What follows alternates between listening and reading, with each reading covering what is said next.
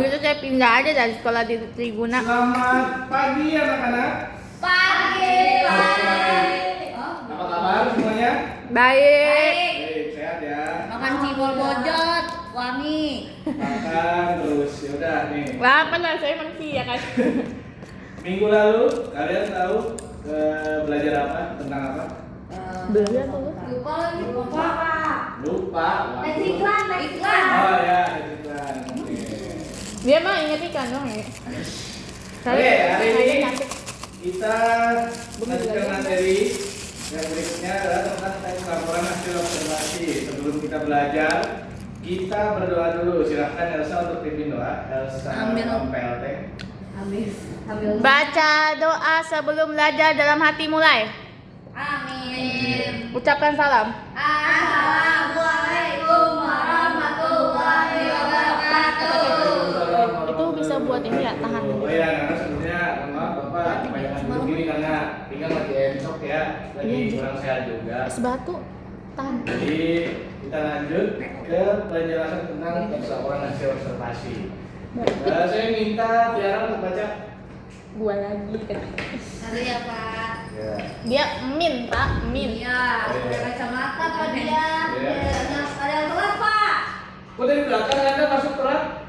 Ih, parah. Aduh. Gimana sih Dep? Pengertian teks laporan hasil observasi ialah teks yang berisi penjabaran umum atau melaporkan sesuatu berupa hasil dari pengamatan. Teks laporan observasi juga disebut teks klasifikasi karena membuat klasifikasi mengenai jenis-jenis sesuatu berdasarkan kriteria tertentu, menggambarkan ciri, Ada dah bentuk kayak. atau sifat umum seperti benda, hewan, manusia, Emang apa lu pertumbuhan, kalau atau tes? peristiwa yang Boleh terjadi sih. dalam semesta kita. Baik, jadi pada intinya adalah teks hasil observasi itu adalah teks yang berupa tentang laporan sesuatu.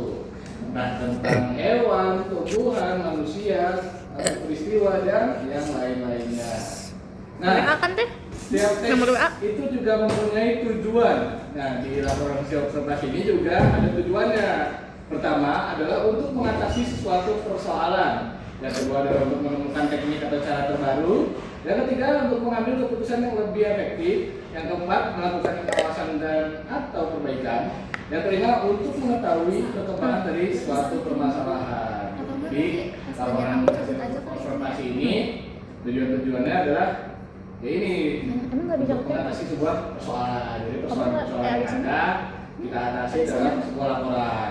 Dan yang lainnya juga bisa kalian bantu. Oke. Gua Yang nggak sadar ketiga kalau mereka sampai ada atas. fungsi. Saya mau ini untuk baca fungsinya. Sini. ngerjain PR Pak. Aduh, PR tuh di rumah PR tuh di rumah ini. ini. Kenapa kamu kerjain di sekolah? Siapa tahu dia di rumah membantu orang tuanya. Nah itu waktunya me time Pak, me time. Udah dibelain begitu. Ini baca dulu ya. Fungsi yang pertama melaporkan tanggung jawab Teh, yang ini, sebuah Teh. tugas dan kegiatan pengamatan. Oke. Yang kedua menjelaskan dasar penyusunan, aduh nggak kelihatan Pak, kebijaksanaan keputusan dan atau pemecahan masalah. Nah, kalau nggak laporan sempurna itu nantinya bakalan sulit untuk melaporkannya. Nah, yang keempat adalah ditulis berdasarkan fakta sesuai dengan pengamatan yang telah dilakukan. Jadi jangan membuat laporan yang tidak-tidak, jangan membuat yang tepat. Nah, jadi untuk teks laporan hasil observasi ini kalian tidak boleh berprasangka atau menduga atau berpihak kepada seseorang. Jadi kalian bersifat netral, seadanya ya segitunya kalian tulis laporannya. Lalu yang terakhir saling berkaitan dengan hubungan berjenjang antara kelas dan subkelas yang terdapat di dalamnya.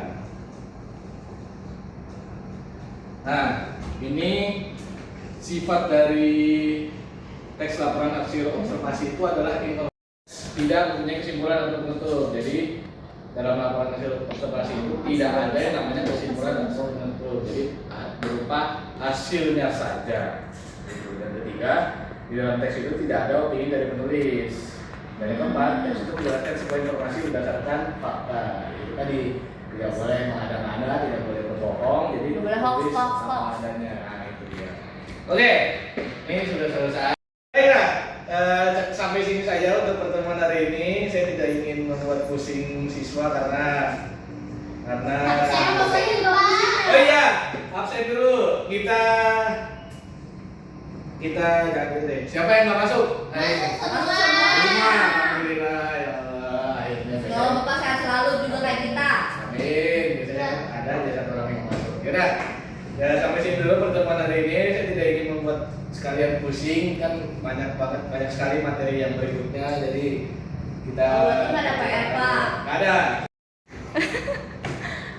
Teman-teman, sebelum kita pulang, alangkah baiknya kita membaca doa terlebih dahulu. Membaca doa di dalam hati dimulai. Bismillah. Amin. Amin. Ucapkan salam. Waalaikumsalam.